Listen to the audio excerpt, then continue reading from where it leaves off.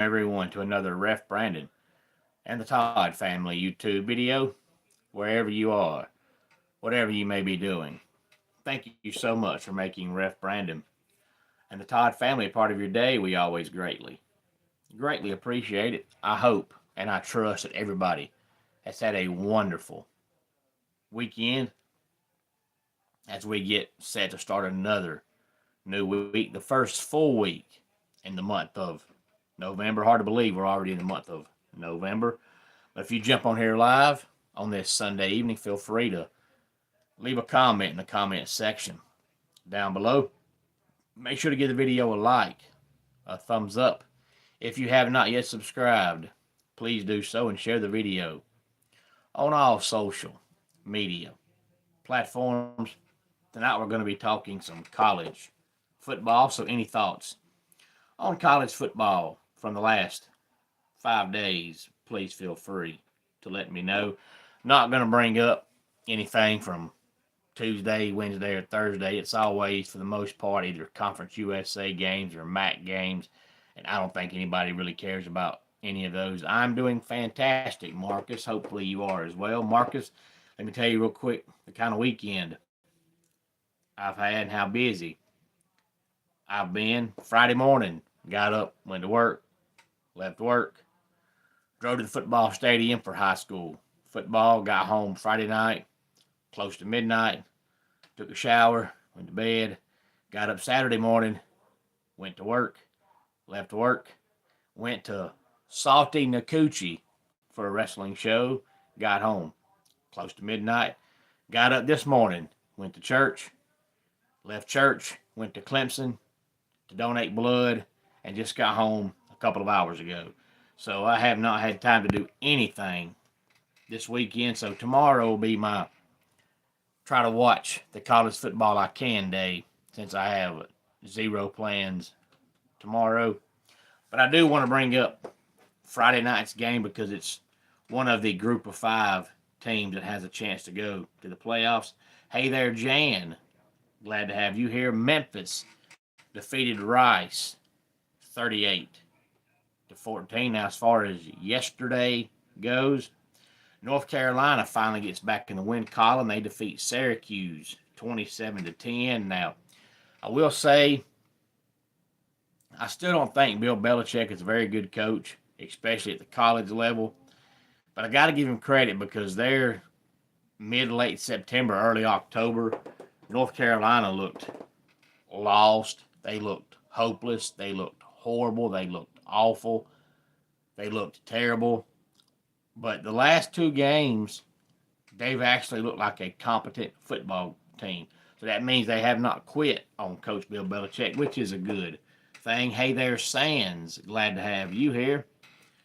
Ohio State beats Penn State 38-14. Georgia Tech suffers their first loss of the season. NC State beats them 48-36. Thank you, Marcus. Thank you for listening, not just on here, but on the radio as well during high school football season. Appreciate that, and I'm sure everybody back at the radio station appreciates that as well. So thank you for supporting high school football, and I really enjoy doing that, just like I enjoy doing this. So Georgia Tech's undefeated season is now gone, but we all know that going undefeated is really hard anyway. They've still got a really good shot to win the ACC. If that happens, they'll be in the playoffs. Indiana beats Maryland 55-10, and Maryland fired their head coach, Mike Locksley, today. Hey there, Goon. Hey there, Christian. And hey there, Florence. And I believe it's the first time I've seen y'all's names in the comment section. If it's y'all's first time being here, for whatever reason made you stop by the channel tonight, thank you very much. Hey there, Ima. Glad to have you back. And if you're going to bed now, Ima, you go to bed really, really early, but good night to you as well. But Florence and Christian, feel free to give the video a like, a thumbs up, and if you have not subscribed, please do so and share the video on all social media platforms. Georgia defeats Florida by the score of 24-20. Hey there, Wald. Glad to have you here. Oh, you're not going to bed. Okay, I was going to say, unless you get up really early in the morning, or unless you're not in America and you're in another country, I can see you going to bed now. But if you're here in America, it seems really early. Go to bed. Ole Miss defeats South Carolina 30-14. South Carolina fired offensive coordinator Mike Shula today, who's a guy that never should have got the job in the first place. But why you gave the guy the job in the first place, I have no idea. But, it was clear by week 3 that he was a terrible offensive coordinator. He's a great quarterback coach. He's a great recruiter and all that. When it comes to calling plays, he's been a failure everywhere he's been at calling plays. So you're in Florida. I know parts of Florida's on Eastern time and parts of Florida's on Central time. Hey there, Astro. Glad to have you here. Texas tries to give the game away. They were dominating Vanderbilt. It was 34-10 in the fourth quarter, and Vanderbilt scores 3 touchdowns. But Texas holds on 34-30. Hey there, Juan. Glad to have you here. I think it's your first time being here. So, Juan, for whatever reason made you stop by the channel tonight, appreciate that. Astro checking in from Sevierville, Tennessee. Well, Astro, you are in God's country. Now, I've got some family on my dad's side that live in Tennessee, but they live up near Cookeville, so they're almost in Nashville. So I've got family in the state, but just not where you are. But my wife and I, we love taking the kids to the East Tennessee mountains every chance we get. So Astro, you are in God's country. So tell your friends, tell your family up there in God's country all about the channel. Hey there, Gray. Thank you for subscribing. Appreciate that. And I'm sure it is, Astro. I've been up there a couple times when it snowed, and I hate that because they shut down 441 and you have to go the long way, and it just takes so much longer that way. Thank you for subscribing, Astro. Appreciate that. But outside of the fact I hate when it snows, having to go the long way to get there, I love it up there all times of the year. My wife and I got married in December. We got married the week of Christmas. So one of these years, I'm going to make a way to talk her into getting up there during that week. And either renewing our vows or just spending a night, just her and I. It's hard when you have 3 kids and nobody to watch the kids, and you want a anniversary night alone. But I do want to do it one of these years. I just don't want to get up there in December and then get trapped because of the snow. And the time change does feel weird. There's only like 3 states that don't have a time change. I want to say it's Nevada, Arizona, and Hawaii maybe that don't have a time change. They've said for years that they're going to get rid of it and make it where everybody stays one time all the time, but I've heard that for 25 years, and it still ain't happened, so I don't think it's ever going to happen. Hey there, Skate. Glad to have you here. And hey there, Akinyemi. Hopefully I pronounced your name correctly. If not, I apologize. SMU beats Miami 26-20 in overtime. SMU ties it late with a field goal and wins it in overtime. Texas Tech defeats Kansas State 43-20. Oklahoma beats Tennessee 33-27. That's a game that personally I think Brent Venables had to win to keep his job, because you're seeing coaches get fired now like crazy. I've never seen the college football coaching carousel like it is now. We still got a month to go in the season. And Brent Venables' overall record at Oklahoma, he's winning like 7.5 games a year, which is not good enough at Oklahoma. And if there's coaches winning more than that, still getting fired, I think Venables needs to win more than that. And there was a chance they could have lost their last 4 games or won their last 4 games. but I think he needs to go at least 8-4 to keep his job. So that win over the Vols was very important for the future of Brent. Venables, you had an interesting summer. Had a dental procedure. Astro, I tell you what, I don't know anybody that likes going to the dentist. I ain't never in my life met somebody say, man, I'm so excited. I get to go to the dentist. I don't think anybody likes going to the dentist. And if you're a dentist, you have to hate that because you've got the one job where you know nobody there wants to see you. Good evening, Eddie. Glad to have you back here on the channel. And Astro, I'll tell you the same thing I tell everybody else that's new to the channel. I'm the same person in real life I am on here. I don't have no YouTube persona. It's not me. I'm just me all the time. I don't believe in being fake. So this is me all the time. If you're ever on Facebook and you want to message me on Facebook, feel free. Now, I don't have any other form of social media. All I have is Facebook. If you want to message me on there, never hesitate. I will chit-chat with you on there as long as you're civil. Now, I don't talk stupidity. Now, I like to joke around, but stupidity I don't do. So if you ever want to talk and talk civil, don't hesitate. Good evening, Cameron. Glad to have you here. Virginia defeats California 31-21. Hey there, Vernon. Louisville wins again. They defeat Virginia Tech 28-16. And Louisville's head coach is one of those coaches to where you hear his name supposedly mentioned for several jobs, and I don't know how many of them are serious, but you hear him in quite a few places, and I see why, because Louisville just continues to win, and if you can win at Louisville, you can probably win about anywhere you go, and Louisville is not an easy place to win. It's not like they're in a huge city. They don't have a huge history of winning at football, and their athletic department is not extremely great at supporting them. So if you can win there, you're doing something right. Utah defeats Cincinnati 45-14. But it feels better than 8. It does, Astro, and it will for a while. The bad news is, about the time you get used to the time change, it'll change all over again.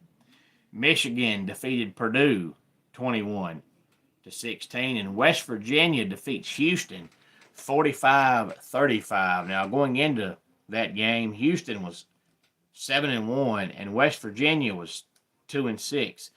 So now West Virginia's 3-6, and 2 of their wins come against Houston and Pittsburgh. And Pittsburgh is really good, and Houston's really good. So I don't know how the Mountaineers play really good against teams like Pittsburgh and Houston and play like absolute doo-doo against everybody else. Hey there, James. Glad to have you here. USC beats Nebraska 21-17. Now, Nebraska keeps giving Matt Rule raises.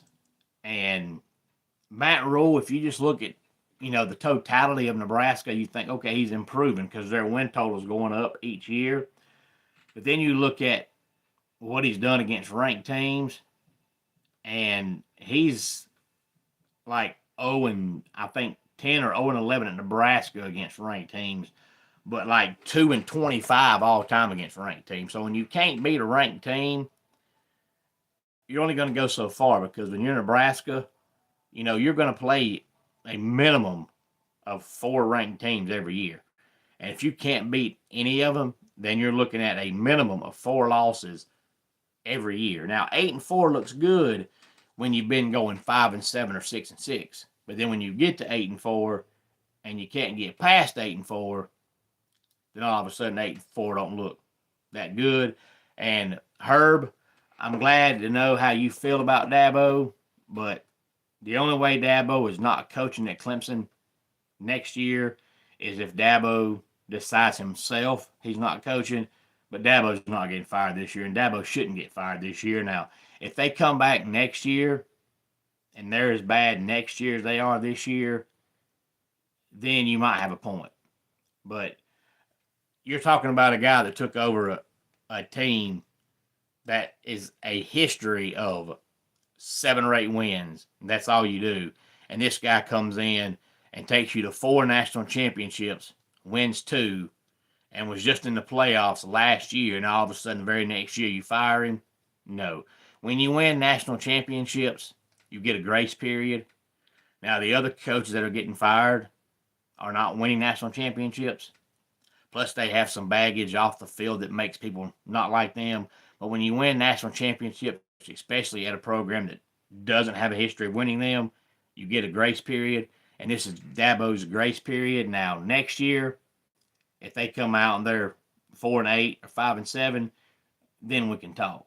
But if they come out next year and all of a sudden they're back to 9-3, 10-2, then this year is going to be forgotten all about. But there will be some coaching changes. I don't know how many, but there will be some coaching changes after the season. I don't think everybody is getting fired, but I do think there will be 2 or 3 guys that get fired. But you don't have a coach that wins 10 or 11 games every single year and then all of a sudden have one bad year and you fire him. That's just not smart. I know that's what fans want to do. Fans, every time their coach loses a game, no matter what school it is, every time you lose a game, oh, fire the guy. But in reality, that's just not smart. And in reality, why would you do that? Because you look at other programs, like just look around at multiple programs. Take, for one example, Tennessee. They fired Philip Fulmer all those years ago, thinking that was the right move. And now they've gone through Lane Kiffin, Derek Dooley, Jeremy Pruitt, Brady Hoke, Butch Jones, and Jeremy Pruitt. 20 years have gone by, and they're still just an average football team. That's all they are. Another example, I just talked about Nebraska. Nebraska lost Tom Osborne because he retired. But look at how many coaches they've gone through. And they're still about a 6-win football team. So even if Dabo has a bad season, which they definitely are, it happens. There's never been a program in history of time that's been a national championship team every year. It just doesn't happen. You look at Alabama, between Jackie Sherrill and Nick Saban, it was 25 years or close to it of being absolutely horrible. So even if Dabo has a bad year, I'll trust Dabo to turn it around, because Dabo's a proven winner, before I would say, hey, fire the guy, and then we pull a Tennessee or an Alabama, and it's 20 years from now, and we're still stuck in 6-6 or 7-5 because we ran off the best coach we've ever had. It's just not smart. Hey there, Shadow. Glad to have you here. Hey there, Ezekiel. Glad to have you here. And Herbie, you're right, this year. Virginia has a better season than Clemson this year, and there's no doubt about that. But it's 1 year. So you can say Virginia's better than Clemson this year, but you can't say that in totality Virginia's a better program than Clemson. This is Virginia's first good year in 50 years. So you can't all of a sudden think they're all of a sudden going to be a top 10 team every year, because that's probably more than likely not going to happen. Virginia has a history of being average, and that's about it. Hey there, Leon. Glad to have you here. Illinois beats Rutgers 35-13. Duke beats Clemson 46-45. Baylor defeats Central Florida 30-3. Arizona State defeats Iowa State 24-19. Now,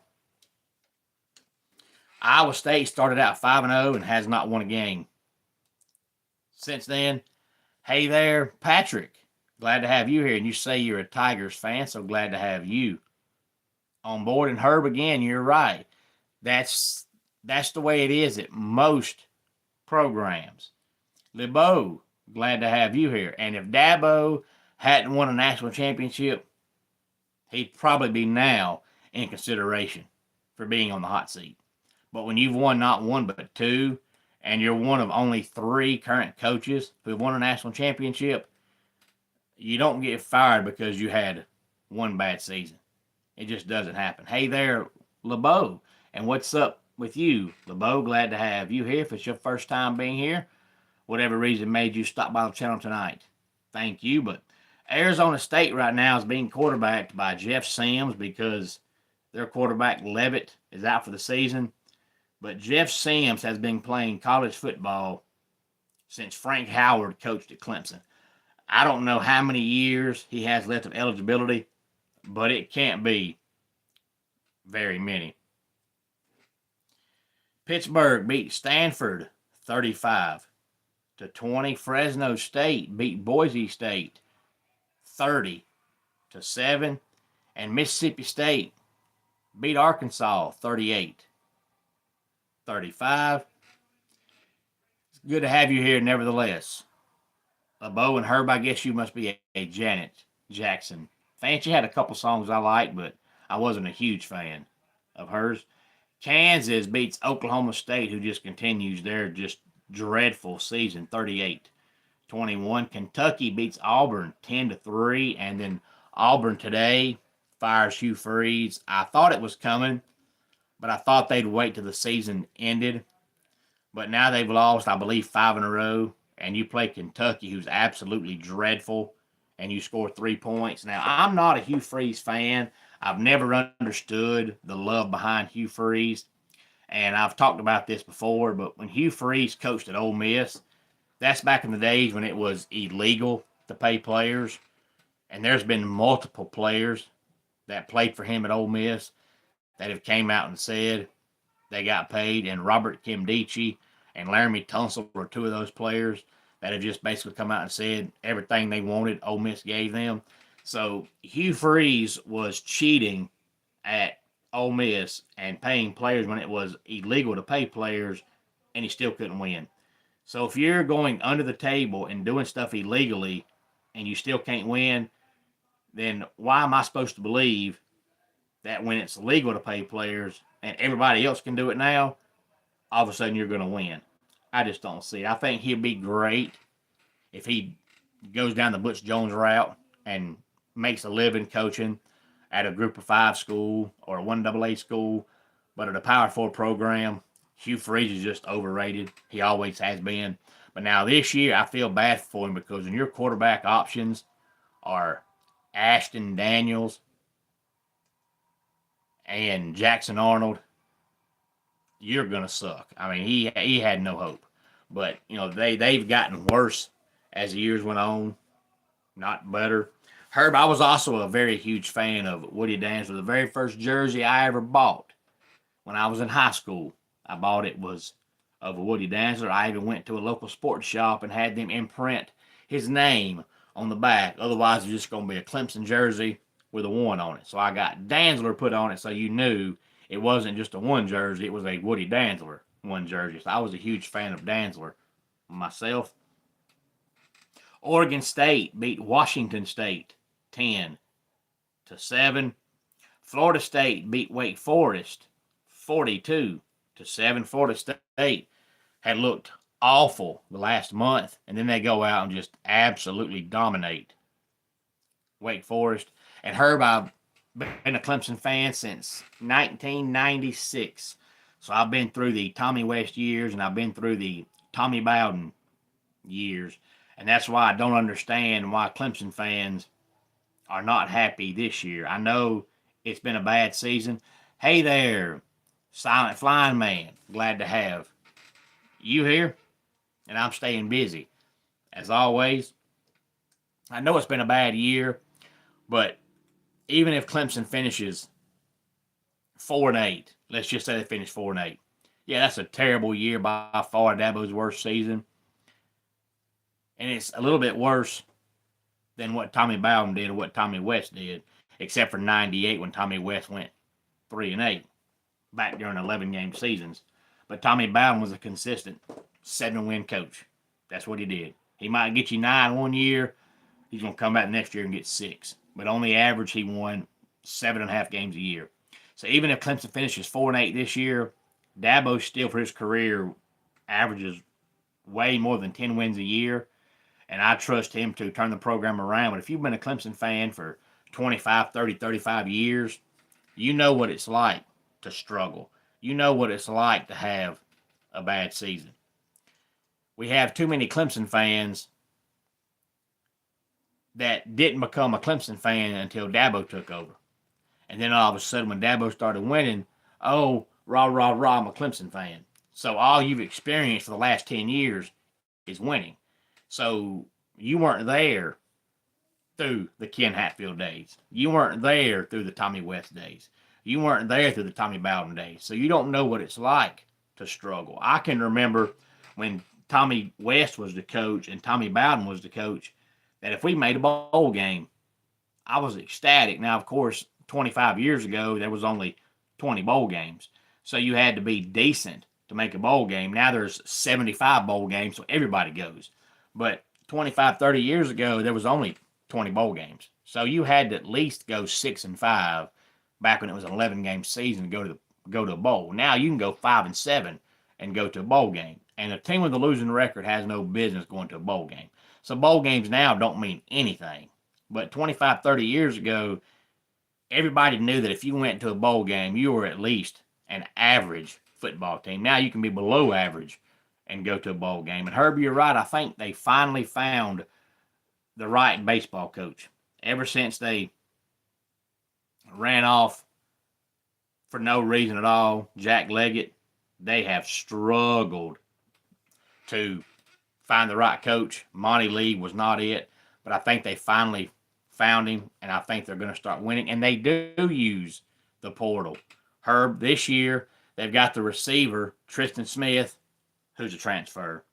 And they've got, in my opinion, their best defensive player, Will Helt, who's a transfer. So he uses the transfer portal, but the problem is the media talks about how he doesn't use it, so it makes fans think he doesn't use it. When the reality of it is, he does use it. But Clemson's problem is not the portal. If the problem was the portal, you wouldn't see a program like Florida State, who their entire roster every year is nothing but transfer players, and they still suck. Deion's been in Colorado 3 years, and all 3 years his entire roster has been nothing but portal players, and they still suck. So if the portal made programs good, you wouldn't see programs like Colorado and Florida State be awful, because that's all they do, and they suck. Clemson's problem is not the portal. Clemson's problem is something behind the scenes, don't know what it is, but when you just watch them, the way they play, the way they talk, the way they coach, there's something going on behind the scenes that's an issue, and until they get that fixed, it's not going to get fixed. And it's the talent development. I've mentioned this, Herb, many a times. Ever since Trevor Lawrence's first season at Clemson when he was a freshman, hey there, Chesley. Glad to have you here. Glad to have you back, Chesley. Ever since Trevor Lawrence's first year, I've always thought that Clemson has a problem with talent development. Because to me, Trevor Lawrence, when he left as a junior, he was no better than he was as a freshman. He just never got better. Hey there, Dylan. Glad to have you here. And I don't think Bama's going to open up. First of all, I don't think DeBoer is leaving or getting fired. Second of all, if it was to happen, I don't think Dabo will ever coach at Alabama. The only place Dabo's ever going to coach at is Clemson. He'll be there until he gets ready to retire, which could be this year, could be 10 years, but he'll never coach anywhere except Clemson. But any thoughts on any of this, please feel free to let me know. And Herb, I'm so glad you decided to join the channel. I enjoyed the conversation. I had no intentions of being on here for 30 minutes, but so far we have done that. But I just don't think, and I could be wrong, I'm saying this, Herb, because I personally think next year, I don't think they're going to be a playoff team next year, but I think as bad as this year's been, and as bad as it's going to finish with all the talent they're losing, that I think next year If they come back and go 8-4, I think it'll be a successful season. And I do think they'll go at least 8-4 next season. If that happens, this year's going to be all forgotten about. But now, if I'm wrong and they come back next year and they go 3-9 or 4-8 again, well, then there's a possibility that Dabo could be fired.